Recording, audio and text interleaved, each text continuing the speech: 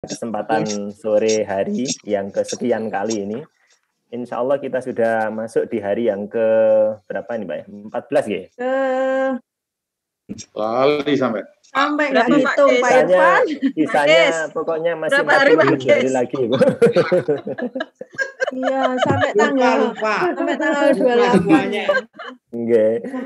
Tanggal Insya Allah masih banyak lah nanti insya Allah kita anggap ini ya tahapan-tahapan yang kita sikapi nyantai saja sehingga nanti kita tidak merasa terlalu terbebani ngoten nggih.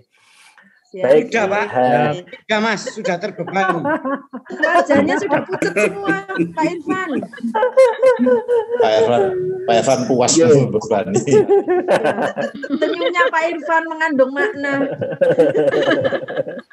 Bahagia sekali menyiksa. Makanya nanti kalau sudah jadi Pak Irfan ngomong. Kalau sudah di sekolah, itu kepala sekolah bilang ke gurunya, suruh jangan banyak-banyak ngasih tugas itu ya. Kualat ya Pak? Iya. Cukup merasakan soalnya. Iya. Baik Bapak Ibu, kita ngobrol santai mawon pada sore hari ini karena besok akan ada pembahasan yang lebih detail ya. Jadi kita hari ini sebagai pengantar saja. Bapak Ibu, kita sore hari ini sama-sama sudah meluangkan waktu di sini. Bapak Ibu mungkin sudah jamnya pulang, kemudian masih bertahan di kampus gitu kan. Saya juga ada kelas, saya tunda sampai jam 16.30, nanti saya baru masuk untuk bisa bersua dengan Bapak Ibu semua. Hari ini kita akan membahas atau berdiskusi tentang rencana strategis ya, dalam proyek pengembangan sekolah. Berkaitan dengan rencana strategis, saya pikir Bapak Ibu semua sudah cukup familiar ya, karena dalam mengembangkan satu institusi yang juga kita melibatkan banyak stakeholder, banyak orang yang nanti memantau, melihat, mengevaluasi kinerja kita, sehingga kita menginginkan adanya kinerja itu yang terukur. Capaian-capaiannya itu harapannya juga nanti bisa kita ukur dan realistis. Nah, oleh karena itu untuk mencapai apa yang kita inginkan, apa yang kita harapkan, dan juga seluruh stakeholder harapkan, itu kita perlu menyusun yang namanya rencana strategis. Gitu ya. Secara sederhana, rencana strategis itu ya bisa kita maknai sebagai satu proses yang di dalamnya banyak kegiatan, banyak aktivitas yang berorientasi pada hasil yang ingin dicapai pada waktu tertentu. Tentu dengan memperhitungkan berbagai hal yang ada, baik itu yang sifatnya internal dan juga eksternal. Ya. Sifatnya internal tentu yang ada pada organisasi yang di mana kita berada. Nah, kalau yang eksternal tentu yang ada di luar. Kalau boleh tanya, ngapunten Bapak Ibu, apa ya bedanya antara karakteristik antara faktor internal dan faktor eksternal? Ini memancing dulu nggih saya. Apa karakteristik yang membedakan antara faktor internal dan faktor eksternal, sehingga kita bisa mengukur seberapa kuat apa yang kita miliki untuk mencapai apa yang kita inginkan. Tentu yang kita inginkan adalah yang tersedia di luar. Apa karakteristik yang membedakan dulu Bapak Ibu? Mungkin monggo Pak Ladi, nggih.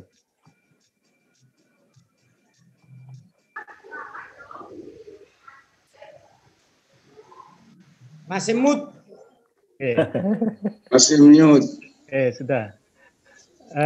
Yang membedakan itu adalah kalau faktor internal itu kita bisa kendalikan, sedangkan yang faktor eksternal itu kita hanya bisa antisipasi hadapi, tapi kita tidak bisa mengendalikan sepenuhnya. Tapi kalau di dalam itu kunci sama channel. Terima kasih Pak Ladi. Tepat sekali ya. Itu karakteristik yang perlu untuk kita pahami bahwa faktor internal itu memiliki sifat namanya controllable atau bisa kita kontrol, bisa kita kendalikan.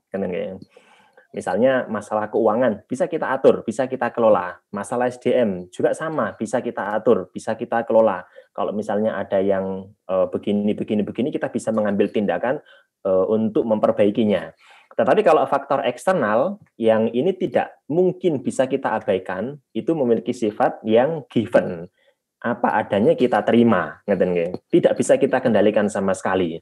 Misalnya ada mau muncul pesaing baru SMK gitu ya, kita nggak bisa melarang Bapak Ibu, ya, dia tetap ada. Tapi keberadaan dia nanti akan mempengaruhi organisasi kita. Kebijakan pemerintah misalnya, tiba-tiba Ditjen Vokasi membuat satu kebijakan peraturan, ya bisa jadi itu menguntungkan menjadi peluang, tapi bisa jadi pada saat yang sama bisa menjadi ancaman, gitu. Nah, ini tergantung nanti bagaimana kita menyikapi hal-hal yang ada di eksternal. Termasuk misalnya kemarin ada pandemi ini. Ini juga satu hal yang sifatnya given, gitu ya. Bahkan given-nya ini bukan semata-mata karena kebijakan pemerintah atau karena apa yang dilakukan oleh pesaing, stakeholder dan lain, tapi ini ya given-nya betul-betul alami, gitu ya. Yang kita harus menyesuaikan diri. Nah, keadaan seperti ini, ya satu sisi kita bisa menilai itu sebagai satu ancaman, gitu, Bapak Ibu. Tapi pada keadaan yang lain ini kita bisa anggap sebagai satu peluang. Kalau misalnya kemarin kemudian kita menganggap ini sebagai ancaman gitu ya, betul-betul murni sebagai ancaman, ya sudah pertemuan kelas sudah kita tiadakan 100% misalnya. Tapi kalau kita menyikapinya ini sebagai satu tantangan, sebagai satu peluang, nah ini berarti kita harus adaptif ya, beradaptasi terhadap perubahan. Ya, kita harus adaptif terhadap bagaimana kemudian kita memanfaatkan teknologi yang ada sehingga kita mendapatkan satu pengetahuan baru. Nanti sewaktu-waktu tidak memungkinkan ada pertemuan secara langsung karena keadaan ini dan lain sebagainya, kita sudah bisa karena adanya. Nah, ini artinya ancaman tadi itu kemudian bisa kita manfaatkan menjadi satu peluang yang nanti akan berharga. Nah, oleh karena itu Bapak Ibu, ketika kita ingin mencapai satu tujuan tertentu ya pada titik tertentu yang biasanya kita rencanakan dalam waktu 5 tahun ke depan, biasanya seusia masa kerja kepala sekolah. Kalau di level politik ya 5 tahun, kepala daerah, bupati, wali kota, gubernur, presiden misalnya, semuanya memiliki rencana strategis. Nah, itu keadaan akhir yang diinginkan, yang nanti kemudian diturunkan menjadi beberapa aktivitas, bisa ada tujuan, ada program, ada kegiatan, ada sasaran, dan lain-lain, untuk memudahkan tujuan tersebut itu dapat kita capai. Nah, ini tentu memberikan manfaat yang sangat besar Bapak Ibu, ketika kita sudah memiliki rencana untuk mencapai sesuatu. Kalau di mahasiswa saya sering mengilustrasikan, kalau mahasiswa baru masuk harus punya rencana, nanti saya lulus harus mendapatkan IP sekian dalam jangka waktu 3,5 atau 4 tahun misalnya. Itu adalah tujuan akhir yang diinginkan. Nah, untuk mencapai itu tentu harus didukung dengan berbagai macam aktivitas. Ya belajar, ya ke perpus, ya beli buku, ya akses informasi, diskusi, ketemu dosen, bimbingan, dan lain-lain. Itu adalah upaya-upaya untuk mencapai itu semua. Nah, begitu juga amanah yang Bapak Ibu pikul, yang Bapak Ibu emban sekalian ini, tentu nanti di akhir periode Bapak pasti ingin, wah nanti di akhir saya selesai masa jabatan, keadaan sekolah ini harus seperti ini. Yang kemarin menjadi catatan dari stakeholder, dari komite, dari orang tua, dari dinas, dari macam-macam, dari siswa dan lain-lain, itu kemudian bisa kita selesaikan. Dan tentu untuk mencapai itu kita harus melibatkan semua komponen stakeholder, kita rencanakan secara detail, dan juga nanti kita eksekusi sehingga harapan-harapan tersebut itu meskipun tidak tercapai 100% tapi bisa mendekati. Nah, itu akan tentu berbeda ketika tidak ada rencana sama sekali Bapak Ibu gitu ya. Sehingga ini harapannya nanti rencana strategis, perencanaan akan menjadi panduan Bapak Ibu untuk mencapai tujuan dan juga bisa menggerakkan dan mengontrol personil-personil lain yang akan bekerja bersama-sama untuk mencapai tujuan yang diinginkan. Mungkin itu sebagai gambaran ya Bapak Ibu, kenapa kemudian rencana strategis itu menjadi satu hal yang penting gitu ya, yang harus kita miliki. Sebenarnya bukan hanya kepala sekolah yang kemudian menyadari akan pentingnya hal ini, tapi komponen sekolah yang lain, entah waka, entah guru, dan lain-lain. Sehingga sama-sama memiliki suhu yang sama untuk mencapai apa yang kita inginkan. Ada satu ilustrasi menarik, Bapak Ibu, kenapa Jepang itu menjadi salah satu negara yang tingkat kemajuannya sangat pesat nih Bapak Ibu. Itu diantaranya adalah kemampuan pemimpinnya itu mentransformasi apa yang diinginkan pemimpin kepada bawahan, bahkan kepada masyarakat. Misalnya, kalau misalnya presiden ingin mencapai sesuatu, itu yang dibangun bukan hanya menterinya, bukan hanya kepala daerah, bukan hanya pejabat-pejabat yang ada di lingkarannya, bahkan menyadarkan masyarakat sampai level paling bawah, sampai tukang sapu, itu juga menjadi bagian penting yang harus dibangun kesadarannya. Misalnya ingin menjadi destinasi wisata kelas dunia gitu ya, tapi tukang sapunya yang bekerja sebagai tukang sapu itu tidak dibangun kesadarannya, percuma Bapak Ibu. Kotanya jadi kotor, tidak menarik, tidak asri, dan lain-lain. Sehingga kalau misalnya kita menganggap cleaning service yang ada di sekolah-sekolah kita itu tidak menjadi bagian penting untuk mencapai tujuan organisasi, ini cara pandang yang perlu untuk kita evaluasi bersama gitu ya, karena setiap komponen yang ada itu sebenarnya kalau kita sadarkan akan tugas dan kewajibannya, itu akan memberikan kontribusi yang sangat besar dalam proses pencapaian tujuan yang kita inginkan. Itu sebagai gambaran Bapak Ibu. Tentu dalam mencapai itu kita tidak bisa sendiri, harus tim, kerjasama tim gitu ya.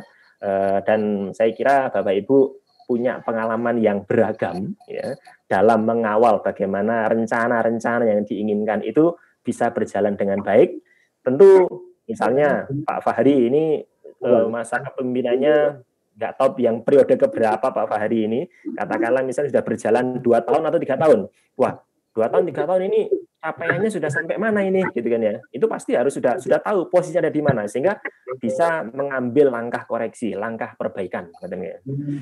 Monggo Bapak Ibu, barangkali ada yang sharing pengalaman dari Bapak Ibu semua di lapangan ya. Entah kisah sukses, entah tantangan-tantangan yang dihadapi ngoten nggih, sehingga kita nanti bisa belajar bersama dari pengalaman-pengalaman yang ada dari Bapak Ibu semua. Monggo Pak Kris, Pak Kris. Terima kasih. Semua. Untuk rencana PPS ini memang saya nanti memang berharap di kelas ini sangat bervariasi gitu ya. Sehingga nanti kalau memang satu model itu biasanya kita kurang dapat ilmu. Dan saya yakin kalau teman-teman negeri itu semuanya sudah bikin. Tapi kalau teman-teman swasta itu susahnya bukan main. Ini ada teman saya namanya Bu Sulis. Saya itu kesana kemari menawarkan program untuk penyusunan renstra lengkap gratis, itu tidak ada yang mau. Ya. Kalau toh mau biasanya kadang kepala sekolahnya saja. Sama mungkin waka-waka. Ya, saya bilang kalau tidak semuanya, saya tidak mau. Karena apa? Kalau rencana strategis ini yang membuat kepala sekolah dengan beberapa orang, nanti yang ngerti ya kepala sekolah dengan beberapa orang. Nanti ruhnya program itu tidak sampai ke lapis bawah. Nah, ini memang ada satu kendala psikologis kalau di sekolah swasta itu. Banyak kepala sekolah yang tidak ingin swasta ya, mohon maaf. Tapi kalau Pak Fahri itu lain urusan itu sudah atas negeri soalnya ya. Itu banyak kendala psikologis memang. Yang pertama kendala psikologisnya yayasan. Biasanya kita itu kalau membuat yang agak-agak menonjol dikit gitu, yayasan biasanya, dan ini tidak nyalakan Pak, karena yayasan itu biasanya yang dinaungi banyak. Yang dinaungi banyak, kepinginnya itu tidak saling salib sesama biskota. Tapi secara tidak disadari biasanya mereka juga nanti akan kalem semuanya. Dan ini memang, ini memang luar biasa kalau di swasta itu merubah image kepala sekolah. Nah, kalau yang di sini kan sudah terpilih, jelas itu sudah luar biasa semuanya. Merubah image kepala sekolah bahwa program ini penting, itu mesti bilangnya satu, apalagi yang agak kecil. Pak gawe program muluk-muluk itu duitku tekan ndi. Itu padahal kalau boleh dipakai contoh, saya itu sudah mengatakan, saya dulu menurut saya sekian, tidak punya uang, tapi waktu tidak punya uang saya sudah bikin program itu habisnya sekian M. Nah, saya punya keyakinan bahwa program yang dibuat dengan data dan fakta yang apa adanya itu merupakan doa, merupakan positif thinking kita kepada Yang Maha Kuasa. Saya enggak tahu dinamakan kepala sekolah abadi atau apa. Saya itu pegang di tempat ini sudah 14 tahun, Pak. Wah, mantap, Pak. Sudah 14 tahun. Artinya saya sudah menjalankan Renstra ketiga. Nah, yang tempo hari saya sampaikan, Renstra saya ketiga ini saya kasih judul Renstra 2019-2026 menuju Idol School. Nah, itu 2019. Waktu itu saya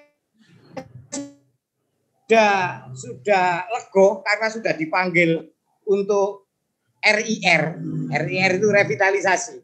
Nah, revitalisasi ini kalau kemarin jadi persis yang kita rencanakan di Renstra ini. Nah, ini saya sampaikan ke teman-teman. Kita itu cuma bondo niat. Nah, niat itu biar benar-benar niat, bukan angan-angan, harus diwujudkan dalam sebuah rencana besar. Nah, kalau rencana besar ini semua yang ada di sekolah guru ya, bahkan sampai tukang sapu tahu, kan semua ikut doa itu. Ikut doa mensukseskan program itu. Tapi sekali lagi, sahabat-sahabat saya, teman-teman saya ini yang di swasta, yang negeri, gak nyacat blas. Yang di swasta ini masih banyak yang ya menggunakan data benar, tapi data itu data tidak benar. Artinya apa? Memang kondisi realnya belum kuat. Tapi kalau ini dimasukkan sebagai landasan untuk tidak mau membuat program kan nanti juga akan begitu terus. Terima kasih itu Pak Irfan. Mantap sekali. Pak Gis, luar biasa ya. Saya betul-betul ini ya, mengapresiasi ya. Tadi terutama bicara mengenai programnya muluk-muluk, dananya dari mana. Ya. Ini saya yang salut ini. Karena sebenarnya uang itu nanti akan mengikuti ide, Bapak Ibu. Jangan khawatir ya. Kalau kita punya ide, insya Allah nanti jalan itu nanti akan terbuka dengan sendirinya, termasuk untuk mendapatkan pendanaan, gitu ya. Baik, saya Pak Irfan. Pak Basuki, monggo. Matur suwun Pak Irfan. Bapak Ibu, saya mendengarkan Pak Gis, Pak Fahri itu luar biasa. Pak Gis, perkenalkan, saya itu dulu guru YBM loh Pak Gis. Saya menyesal keluar dari YBM terus jadi pegawai negeri ya. Kemarin diceritakan saya dulu guru YBM Beringin Pak Gis. Oh, YBM Beringin. Iya, jenengan dulu masih. Iya dulu waktu Pak Farik. Pak Farik. Nanti saya kepala sekolah YPM 1. Ngelom jenengan. Terus saya di Tuban ini. Begini Pak Irfan terkait dengan Renstra ini kalau masalah utama yang dihadapi khususnya orang negeri itu ya tadi yang disampaikan Pak Ladi, yang eksternal itu sangat tidak bisa dikontrol dan akhirnya mempengaruhi yang internal. Contohnya begini, Renstra SMK yang dulu masih ada kebijakan boleh narik komite, otomatis kan Renstranya juga masalah pendanaan. Tiba-tiba ada kebijakan tidak diizinkan, yang negeri lah ya, tidak diizinkan SPP itu dan diganti dengan BUPP. Akhirnya Renstranya kan berubah itu total karena apa? Sumber pendanaannya berubah dan fokus penggunaannya kan harus mengikuti juknis. Sedangkan dulu kita merencanakan itu sesuai dengan kebutuhan sekolah yang bisa diatur berdasarkan kesepakatan dengan komite. Tiba-tiba dirubah itu tidak boleh. Setelah dirubah, BUPP tengah jalan macet lagi. Ya ini yang menyebabkan Renstra itu tidak sampai pada tujuan itu ya karena begitu. Itu aslinya kan faktor eksternal, tetapi akibatnya internalnya berpengaruh sekali dan susah mencapai karena ya kebijakan-kebijakan kayak gini. Ini seperti saat ini kita sudah mengikutilah untuk kegiatan BUPP, tetapi nyatanya kan tidak berlanjut. Ya gimana ini? Kapan kita bisa nyampe ke tujuan dari Renstra itu kalau setiap tahun berubah lagi? Jadinya Renstra itu akhirnya ya hanya di tulisan saja, nggak bisa dicapai-capai. Apalagi nanti kalau Renstranya sudah diberikan, kepala sekolahnya pindah lagi, ya sudah repot lagi itu. Kendalanya di situ. Saya malah terima kasih sama orang-orang swasta ini, bukan main itu, apa di Pakis itu. Itu terobosannya bisa sampai kemana-mana. Kalau orang negeri terikat kakinya. Jadi istilahnya orang Jawa di culno dasi di gandoli buntute ya itu orang negeri itu. Jadi tidak bisa apa-apa. Kita hanya harus mengikuti. Dan restranya itu loh yang agak susah itu kalau setiap tahun berubah kebijakan. Restranya gimana cara nyampainya? Itu dari saya biar Pak. Biar swasta tetap hidup Pak. Kalau negeri tidak dipegang swasta tidak hidup Pak.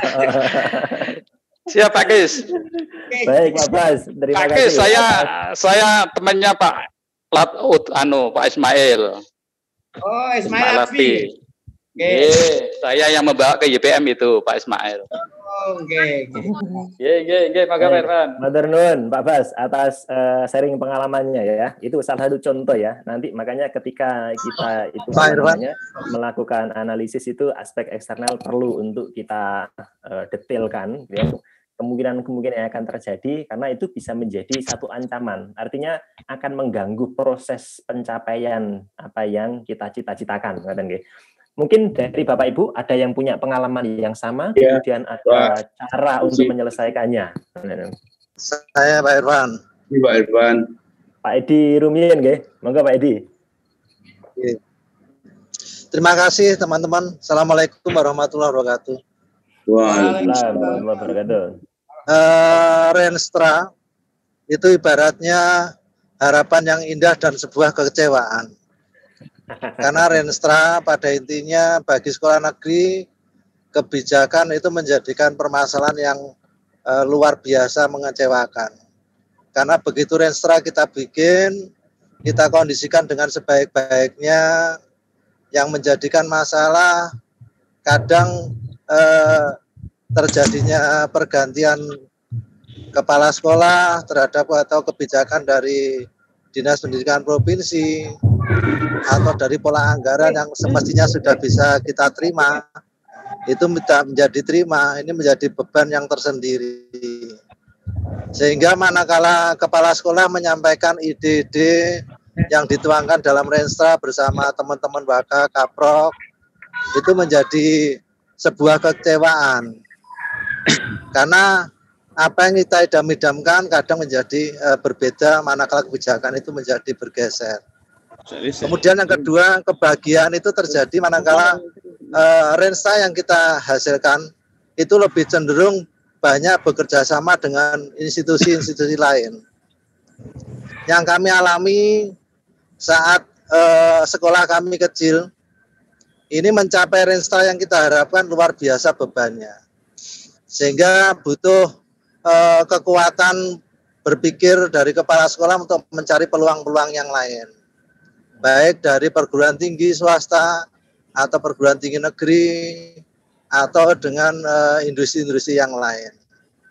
Jadi bahasan yang saya perlu sampaikan kepada teman-teman yang terjadi, kebahagiaan itu manakala Renstra yang kita buat itu juga harus ada dasar dari kekuatan eksternal yang lain.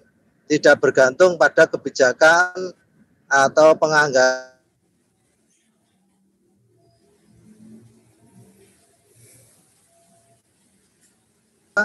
Penyampaian saya yang terjadi pada diri saya sendiri di sekolah yang kami ampu. Demikian, wassalamualaikum warahmatullahi wabarakatuh. Waalaikumsalam warahmatullahi wabarakatuh. Terima kasih Pak Edi, sharing pengalamannya ya, mirip dengan yang disampaikan Pak Basuki tadi ya, bahkan lebih detail bagaimana pengalaman-pengalaman beliau menghadapi perubahan-perubahan yang ada. Sudah disusun, kemudian kepala sekolahnya ganti kebijakan lagi misalnya, ganti sasarannya. Sama misalnya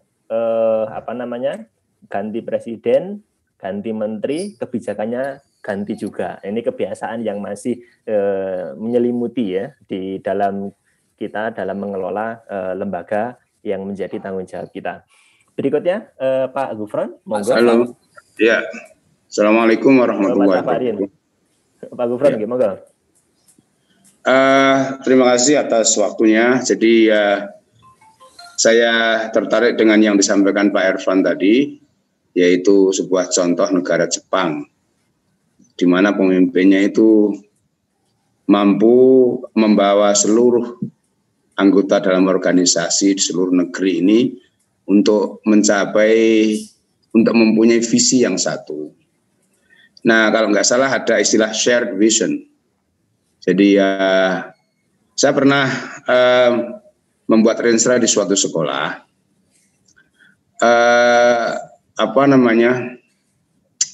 Pada saat tahap-tahap awal itu fine-fine saja.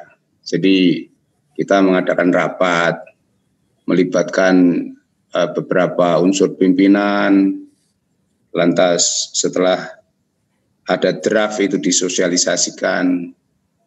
Nah, sampai diminta persetujuan dan sebagainya. Dengan harapan itu akan muncul apa yang disebut shared vision, bukan principles vision, itu shared vision.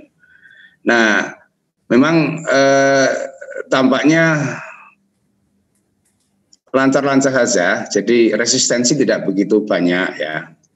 Kalau toh itu merupakan suatu perubahan dari yang sebelumnya itu resistensi tidak begitu banyak, namun demikian setelah berjalan beberapa tahun ya, itu ada resistensi yang tersembunyi, dalam artian ada orang-orang yang mungkin dulunya tidak setuju tetapi dia diam saja. Nah ini hal-hal yang seperti ini mungkin memerlukan strategi komunikasi dengan yang bersangkutan sehingga kita minimal bisa bernegosiasi lah bagaimana supaya hidden resistance ini bisa kita atasi atau mungkin bisa kita akomodir lah. Nah ini barangkali ada ide dari Bapak Ibu atau Pak Irfan bagaimana supaya kalau ada kasus yang seperti ini itu apa yang harus kita lakukan. Terima kasih. Assalamualaikum warahmatullahi wabarakatuh.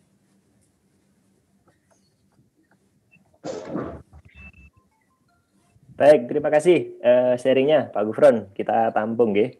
Mungkin ada yang mau menambahkan lagi? Tadi Pak Safa nggih? Ya, Pak Safa. Monggo Pak. Baik, Assalamualaikum warahmatullahi wabarakatuh. Waalaikumsalam. Saya ingin sedikit menggoda Pak Edi nih. Pak Edi Prayoga ini kemana ini sekarang udah kok enggak kelihatan. Sambil nyetir kayaknya Pak tadi. Oh ya, Pak Edi enggak usah mudah kecewa. Santai sajalah. Hidup itu kita harus menikmati. Ya, besar kecil itu hanya ukuran. Bapak Ibu, kita berada di sekolah yang kaya, di sekolah yang besar. Itu adalah gangguan sesungguhnya buat kita. Kalau kita kaya karena berada di sekolah yang besar, itu artinya kita banyak mencuri, Pak. Ini sadar atau tidak ya begitu. Maka tidak ada sekolah yang kering, tidak ada sekolah yang basah kalau kita mau bekerja dengan serius, mengabdi kepada kepentingan masyarakat dan negara, kita akan bahagia, santai saja.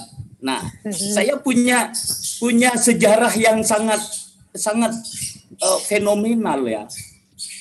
Pada saat saya di salah satu sekolah yang agak besar di Pamekasan, atau mungkin saya sebut saja sekolah yang paling sip lah di Madura gitu, yang paling besar. Tiba-tiba ketika saya mau tanda tangan MOU bantuan sekolah rujukan pada tahun 2015, tiba-tiba saya dimutasi ke sekolah yang sangat kecil.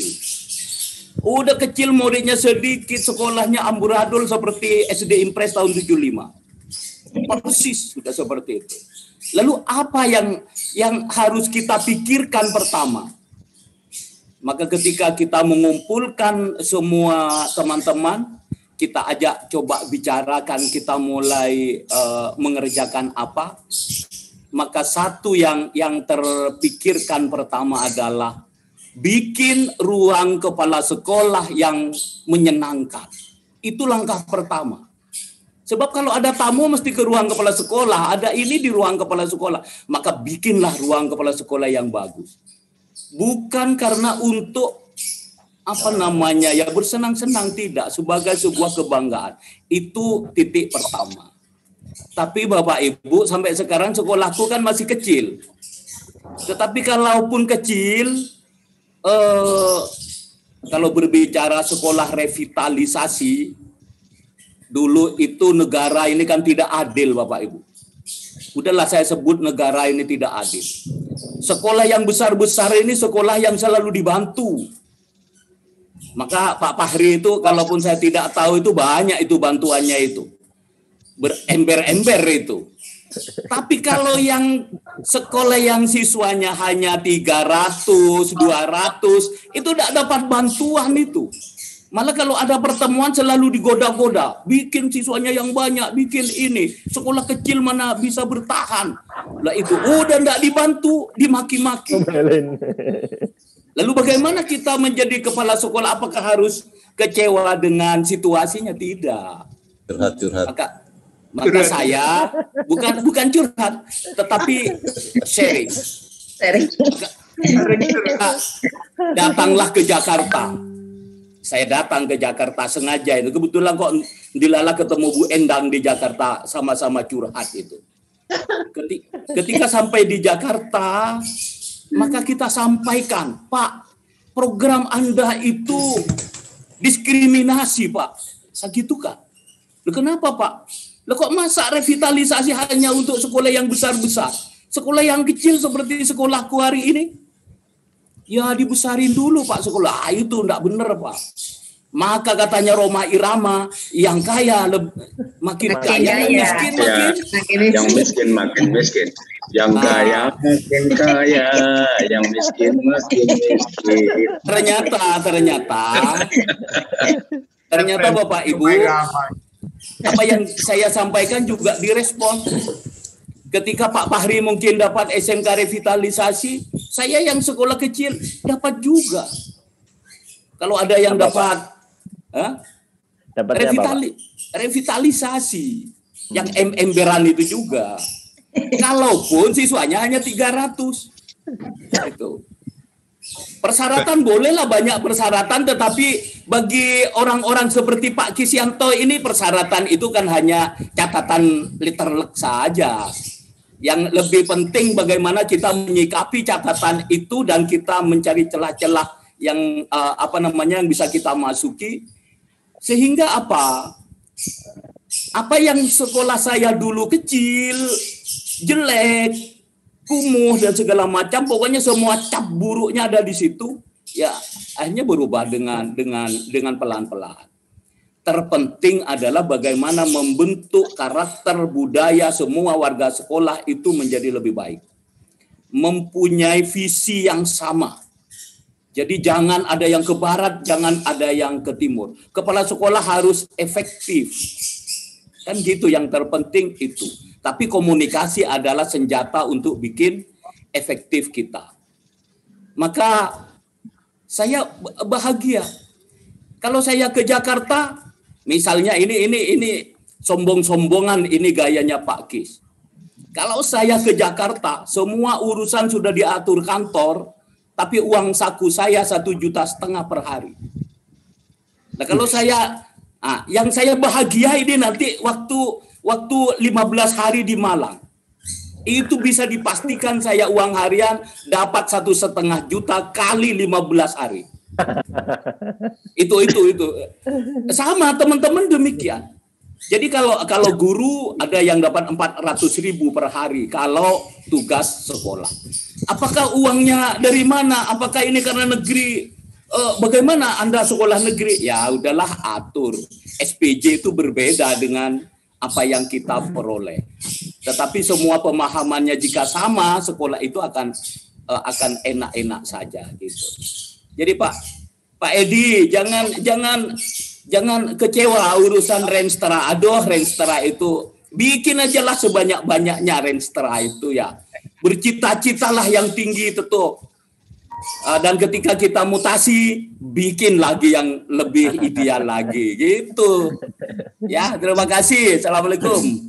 Waalaikumsalam warahmatullahi wabarakatuh. Terima kasih Pak Safa atas sharingnya. Terdapat beberapa pendapat pengalaman lapangan yang telah dihadapi oleh bapak-bapak kepala sekolah gitu ya. Ibu-ibu belum ada yang sharing tadi ya kayaknya ya. Mungkin satu kesempatan untuk ibu-ibu. Saya, Pak. Monggo. Bu Sulis. Bu Pri, monggo Bu Pri. Iya, terima kasih.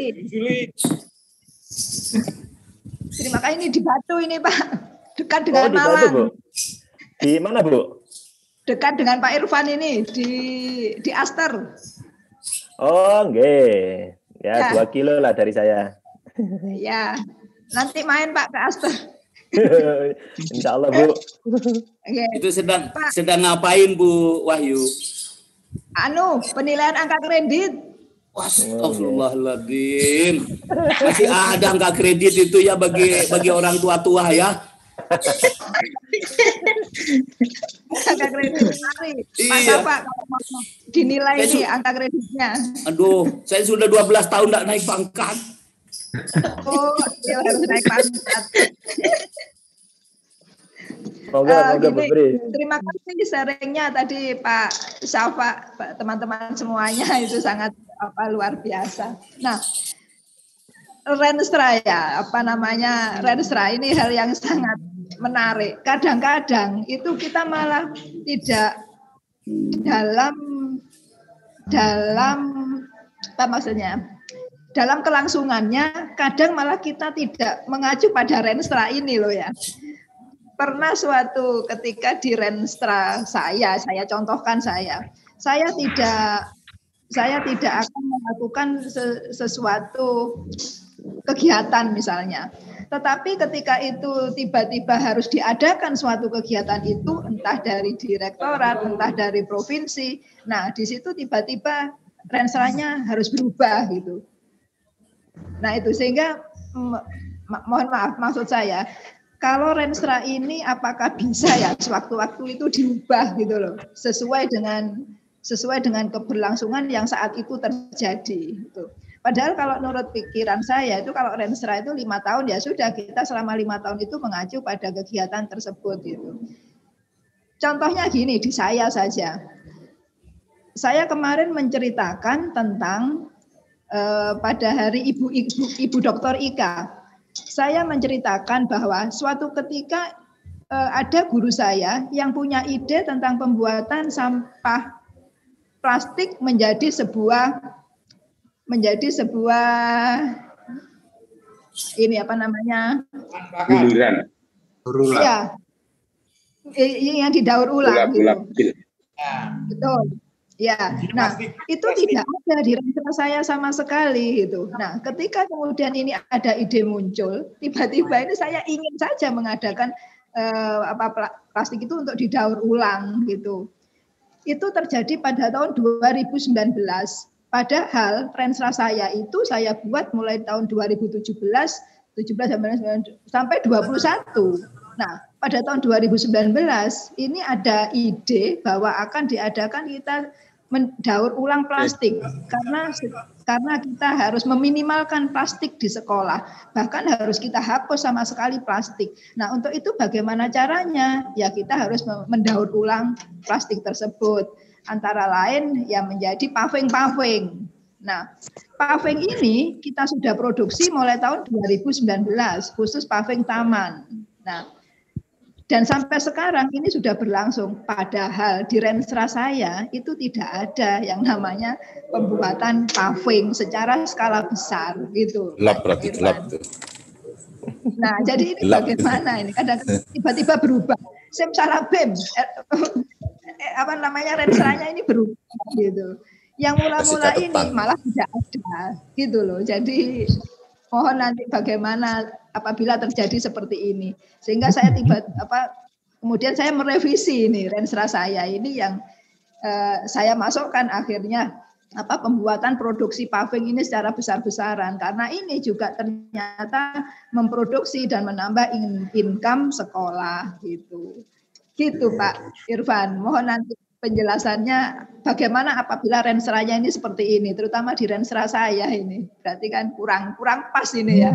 Karena pada tahun 2017 saya tidak berpikiran tentang itu. Ketika tahun 2019 muncul, nah ini tiba-tiba saya produksi itu secara besar-besaran. Dan jelas tidak ada di rensra tersebut gitu. Akhirnya kami revisi itu rensranya. Apabila terjadi seperti itu, apakah diperbolehkan? Gitu. Mohon tanggapan teman-teman juga semuanya. Terima kasih Pak Irfan. Baik, terima kasih Bapak Ibu atas sharingnya ya. Mohon maaf karena waktunya juga terbatas. Mungkin saya akan sedikit urun rembuk ya. Ini sifatnya hanya subjektivitas saya secara pribadi. Bapak Ibu, pengalaman lapangannya saya pikir jauh lebih banyak, lebih luas dan lebih istilahnya lebih paham secara lebih detail mengenai keadaan yang ada di lapangan. Dari beberapa hal yang tadi disampaikan oleh Bapak Ibu, saya kira sangat menarik ya untuk menjadi bahan kajian kita bersama, khususnya nanti ketika pas pembahasan mengenai hal ini. Termasuk nanti lebih-lebih pas ketika pertemuan secara luring. Ini saya betul-betul berharap Bapak Ibu nanti bisa sharing sedalam-dalamnya ketika ada pertemuan secara langsung. Karena ini sangat sentral, krusial yang nanti akan bisa menentukan keberhasilan kita dalam mencapai apa yang kita inginkan dan juga para stakeholder. Ternyata dari pengalaman Bapak Ibu tadi itu banyak sekali kan tantangan-tantangan yang terjadi. Ini ya. Ada misalnya Pak Edi, tantangannya eksternal karena perubahan-perubahan peraturan yang memaksa kita harus mengikutinya. Sehingga apa yang kita rencanakan sebelumnya itu kemudian tidak bisa kita laksanakan. Berubah kepala sekolah, kebijakan nanti bisa jadi berubah aturan dari dinas, kemudian akan memaksa kita harus mengikutinya, sehingga ada kegiatan-kegiatan, rencana-rencana lain yang harus kita sesuaikan, kan itu ya.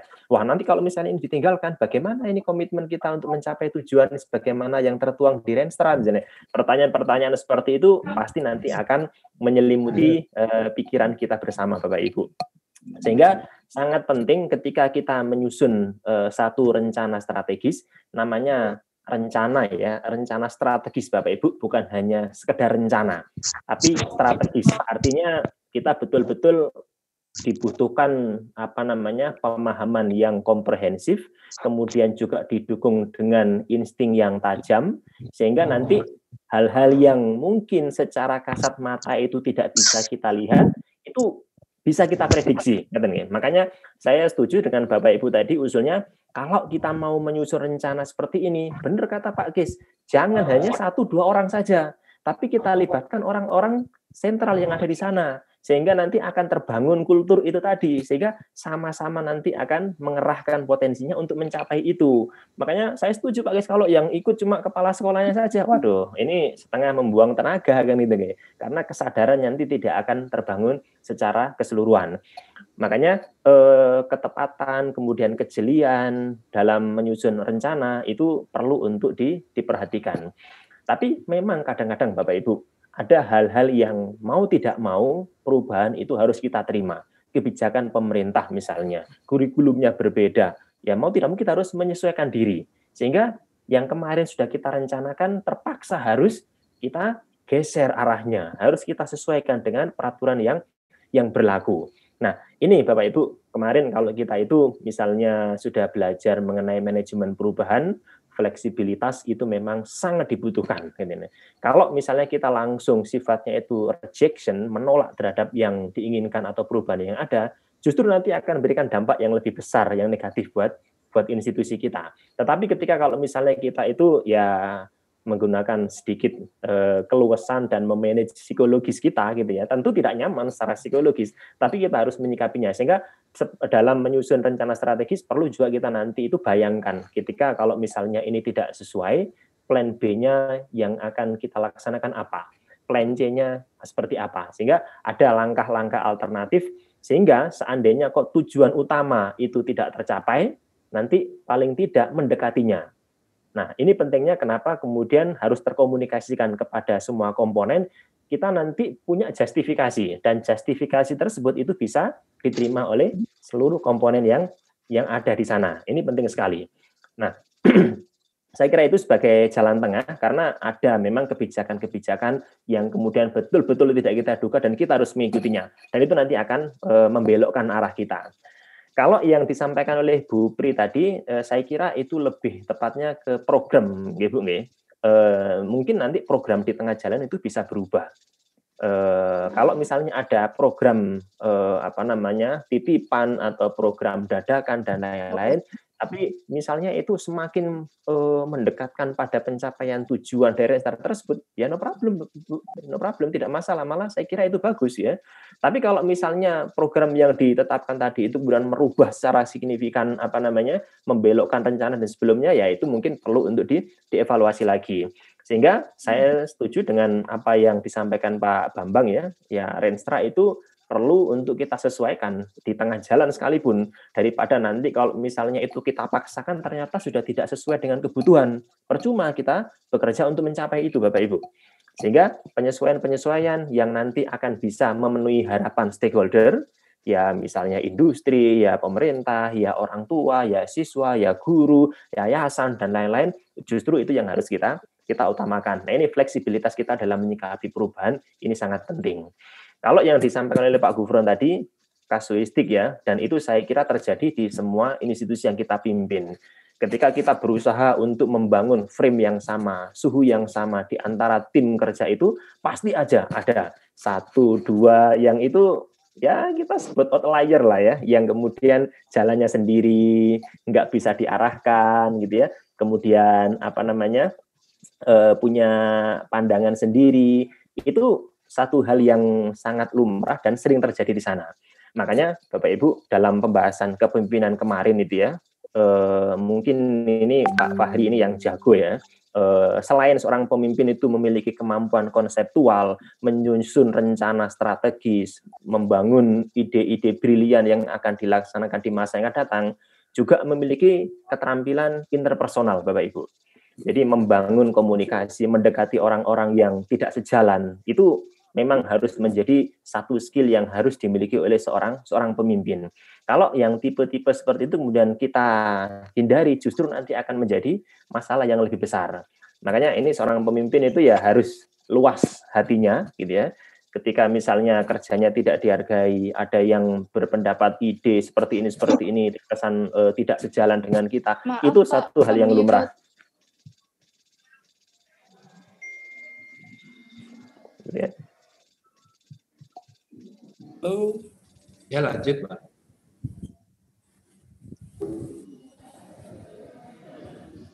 Maaf Pak, mic-nya tadi Pak Irfan masih dimatikan, jadi tidak terdengar suaranya.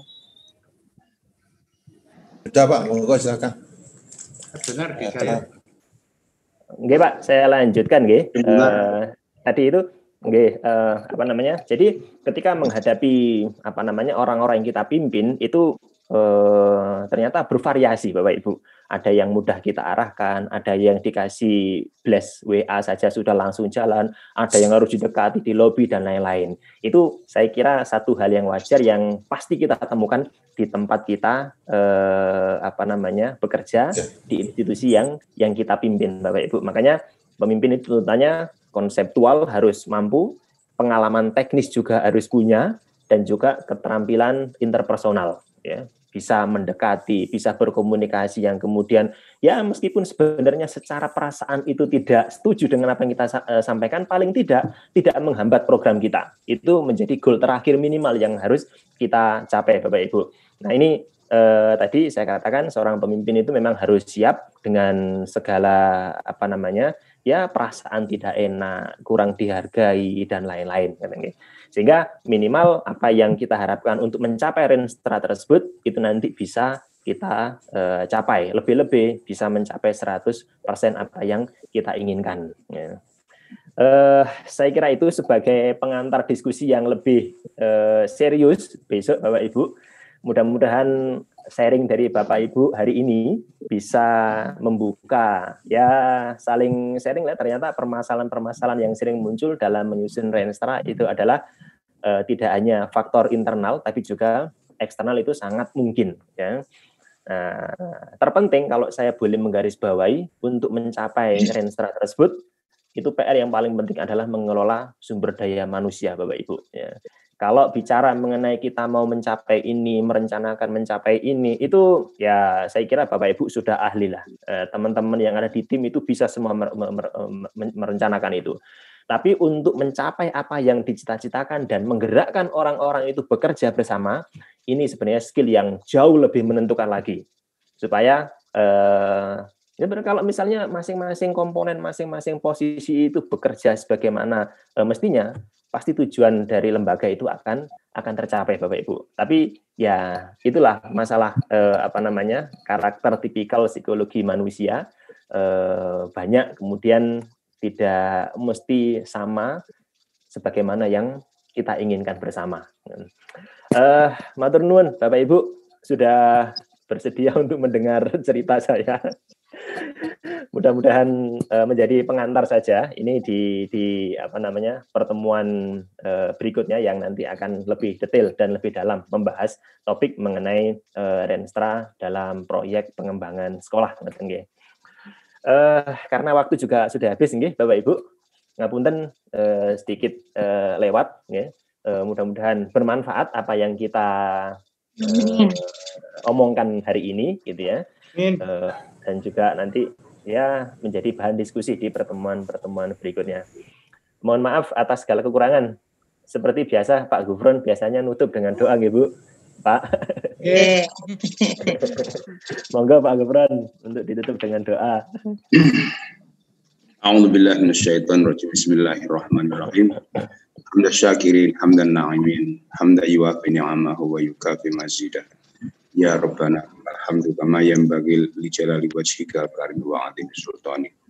Allahumma shalli ala Muhammad wa ala alihi wa ashabihi ajma'in. Allahumma ighfir lana wa li walidina wal jami'il muslimina wal muslimati wal mu'minina wal mu'minat al ahya'i minhum wal amwat warfa'hum darajati wa tufa'hum hasanat. Allahumma inna nas'aluka salamatan fid dini wa afiatan fil jasad wa ziyadatan fil ilmi wa barakatan fil rizqi wa taubatan qabla al maut wa rahmatan 'inda al maut wa maghfiratan ba'da al maut. Allahumma alaina fi sakaratil maut wa najata minan nari wal afa 'inda al hisab. Allahumma nawwir qulubana bi nuri hidayatika kama nawartal arda bi nuri syamsika ya arhamar rahimin. Allahumma arinal haqqa haqqa warzuqna tiba'ah wa arinal batila batila warzuqna ijtinabah.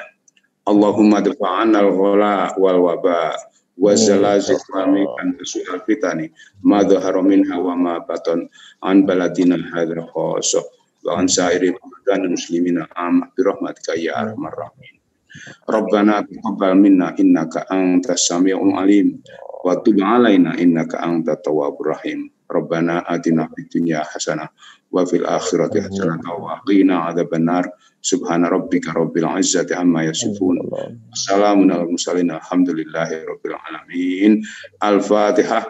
A'udzubillahi minasyaitonir rajim. Bismillahirrahmanirrahim. Alhamdulillahirabbil alamin. Arrahmanir rahim. Maliki yaumiddin. Iyyaka na'budu wa iyyaka nasta'in. Ihdinas siratal mustaqim. Siratal ladzina an'amta 'alaihim ghairil maghdubi 'alaihim waladdallin. Amin. Terima kasih. Assalamualaikum warahmatullahi wabarakatuh. Waalaikumsalam warahmatullahi wabarakatuh. Matur nuwun sangat Pak Gufron, doanya mantap sekali. Matur nuwun Bapak Ibu, sampai ketemu di layar. Sama-sama Pak Irfan. Terima kasih Pak Irfan, Bapak Ibu. Pamit. Assalamualaikum warahmatullahi wabarakatuh. Waalaikumsalam warahmatullahi wabarakatuh. Terima kasih. Sampai ketemu besok. Sampai jumpa semua Bapak Ibu. Oke, monggo garap tugas. Mohon izin.